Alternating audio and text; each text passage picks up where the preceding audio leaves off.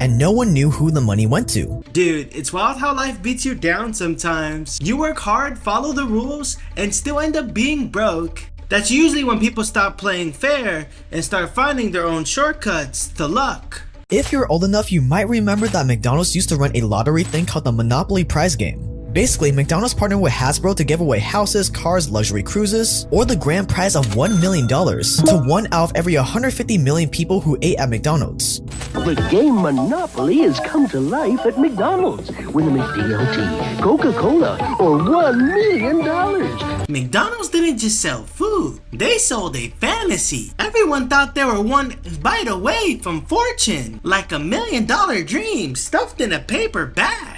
These Monopoly game pieces and instant win cards were attached to drink cups, french fry packets, burger boxes, and even on advertising inserts in magazines. All you had to do was find the right set of properties or an instant win piece and you could walk away with anything from a free soda to an entire house and more. It was a genius marketing tactic. All over the US and Canada, people were going crazy until it all went wrong. Armed robbers would even hold up restaurants and force employees and customers to hand over their Monopoly game pieces. Bro, imagine spending a few bucks on Mickey D's and suddenly you're realizing you're holding a ticket worth the house. That kind of temptation would mess with anybody's head. Temptation's the first step to chaos. It's how ordinary people start crossing lines they swore they never would, until money makes them bleed for it. Americans and Canadians everywhere were scrambling to become overnight millionaires, but what was weird was that it seemed like no one ever won. Sure, there were odd winners here and there, but for a game that was supposed to have 2 people win $1 million a year, things were a little quiet. A little too quiet. Prizes were disappearing and no one knew why. I see it all the time. Folks at gas stations blowing money on scratch-offs, chasing a miracle. McDonald's just dressed that same gambling addiction in a combo meal and called it happiness. McDonald's was giving away $2 million a year, but no one knew who was winning that money. Were people hiding their identities so their friends and family wouldn't know? Was the game rigged? Not according to McDonald's. They said they didn't choose who won. An independent security company was in charge of sending the winning pieces to locations around the US. 12 years and $24 million later, and no one knew who the money went to.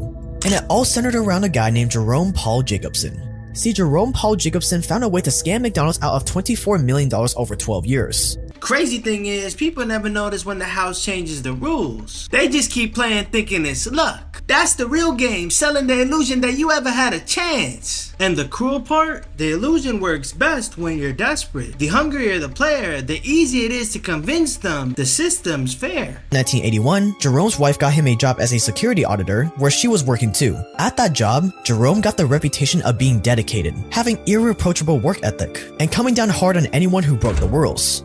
He was the perfect security auditor and worked himself up to where he was in charge of the firm's most important clients. They always say hard work speaks for itself. Yeah, mostly in silence. The system loves obedient workers because they never ask who's cashing in on their loyalty. Simon Marketing. Simon Marketing just so happened to manage $500 million worth of marketing for none other than McDonald's. When the McDonald's Monopoly game started in 1987, Simon Marketing was put in charge of manufacturing and distributing the game pieces, and Jerome made sure they fulfilled this job without a hitch. He even inspected the shoes of the workers to make sure they weren't trying to steal any pieces. Workers wouldn't be allowed to go to the bathroom alone, and Jerome ordered everyone in the factory to be under watch 24 hours a day. This setup is just like my old software job. Every keystroke watched and every move tracked. You stop creating and start surviving under eyes that never blink.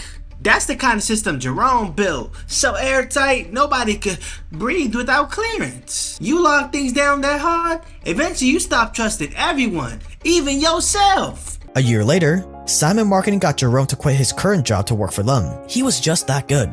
Jerome was now put in charge of taking care of the biggest winning game pieces. He would take possession of them, seal them in envelopes with tamper-proof tape, fly out to McDonald's factories in first class, and place them on food packaging that would be sent out to McDonald's locations. He even had the idea to add watermarks to the tickets so they couldn't be faked. So much trust was put into one man, and for years he never thought once about abusing his power. History is littered with trusted gatekeepers who quietly redirected fortunes. Auditors, clerks, and banks put that much control in one pair of hands, and the system stops being a safeguard and becomes an opportunity. That is, until he found out the system was rigged anyways. One day Jerome noticed that whenever Canada was chosen as the destination for an instant win tickets, it would immediately be scrapped and rerouted somewhere in the US. Simon Marketing was rigging the game. This is an extremely important turning point for our guy Jerome. Think about it, he spent his entire life struggling, only to find out his entire existence was based on a lie, on a rigged system. One can only imagine how disillusioned he felt. Funny thing is, you grow up thinking systems are meant to protect people, but most are built to protect themselves. By the time you catch on, you've already became another gear, keeping it turning. Yeah, Jerome didn't invent the game, he just became its reflection. When you build a whole world that rewards rigging, don't be surprised when somebody learns to play it better than you. So he collected the information on the rigging and kept it in his back pocket for later.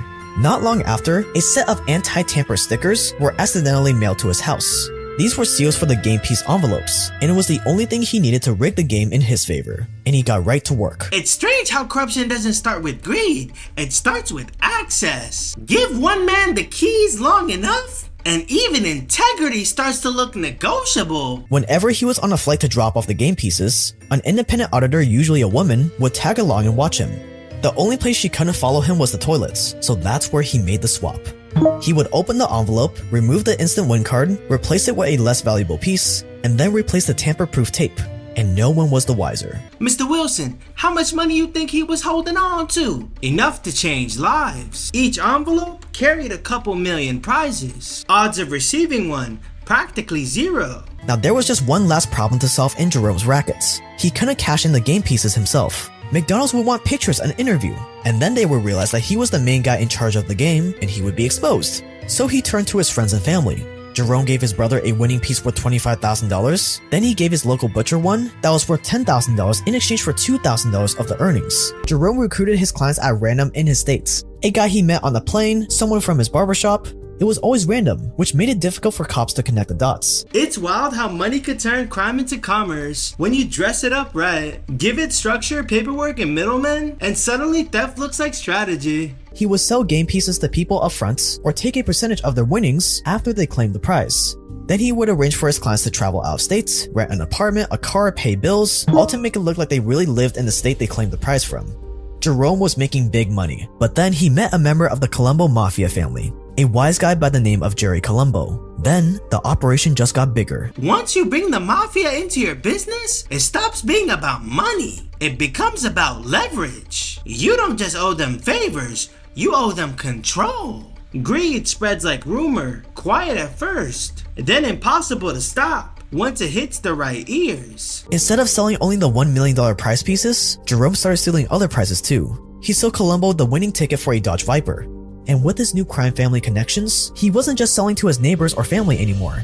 He was selling to mob members, pimps, drug dealers, anyone with the money to afford these grand prizes. Every time these people claimed their prizes, they avoided any publicity. They obviously wanted their privacy.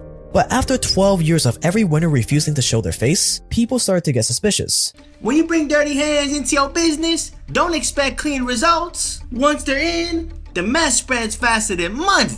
By 1998, almost all of Jerome's family members had cashed in on some kind of game piece, and Jerome finally got to enjoy the good life as a true racketeer. He was spending his hard-earned cash on every luxury product he could get his hands on. He bought land all over the US, started an antique car collection, and paid for his friends and family to go on expensive cruises. I know it's wrong, but with that kind of money, I'd start thinking differently too. First thing I would do is buy my mom a house, and then stack the rest somewhere nobody could touch it. Yeah. Everyone says they stay humble till the zeros hit their account. That's when you find out what kind of person you really are. Jerome's neighbor watched in amazement as the number of cars he had just kept going up, often joking about where the winning tickets were going to. But no one ever expected he was doing anything wrong. He just didn't seem like the type. And Jerome kept raking in the money. A house, a car, and a diamond. Different things. Same dirty hands behind them. Nice stuff doesn't erase how it was gotten. In March 2000, an anonymous caller told FBI Special Agent Dent that a man named Uncle Jerry was rigging the McDonald's Monopoly game. The rat? Probably someone from the Colombo crime family. Agent Dent immediately called a McDonald's spokesperson to share the news and begin the investigation. Suddenly, a lot of questions came bubbling to the surface. Why did none of the winners want to go public? Where are they now? And if this Uncle Jerry was rigging the game, who else was involved? If the mafia is snitching now, that means things got real messy. You know it's bad when criminals start calling cops. If I knew I was facing 15 years, I can't lie, my head was spinning too. Most people talk tough till they see that cell door waiting for them. Worried, McDonald's suspended the competition in 2001. We really trusted them to run the game for us. We had to end the relationship to gain the trust back with our customers. They quickly identified Uncle Jerry as our guy Jerome, but the FBI needed proof, so they launched Operation Final Answer. Operation Final Answer involved months of surveillance on Jerome and his associates. The group had become so comfortable with their methods that after 12 years they never expected the FBI to be watching. You never realize how fast everything can vanish. One call, one whisper, and the whole empire built starts bleeding out in front of you. That's when power stops feeling like control and starts feeling like a tick, tick, tick countdown. They installed a wiretap on Jerome's phone, which led them to a huge ring of psychic strip club owners and convicts. FBI surveillance even trailed Jerome all the way to South Carolina, where he met with a guy named John Davis. The FBI couldn't catch the transfer of the winning piece on tape, but 8 days later, the McDonald's rep called Agent Dent and told him that someone had called in to claim that they found the winning piece. The winner? John Davis, the man Jerome just sold to. What's the point of snitching when you're already eating? You ruin the score and starve yourself too. Greed don't just eat, it consumes. Once it's full, it starts devouring the hands that feed it. That's how every empire dies, swallowed by the very beast it created. Now the FBI had everything they needed. More than 50 people were arrested and tried. Jerome Jacobson was interrogated for 6 hours, during which he confessed to all the charges against him. He admitted to having stolen most of the big winning pieces over the past 12 years, and in exchange for his confession, Jerome would accept 15 years in jail. All his luxury cars and property were seized. And Simon Marketing, the company that was in charge of the Monopoly game, it was dissolved. It was one of the biggest, most complex forms of mail fraud in history. He wanted to be the man who beat the game, but all he proved is that no one really does.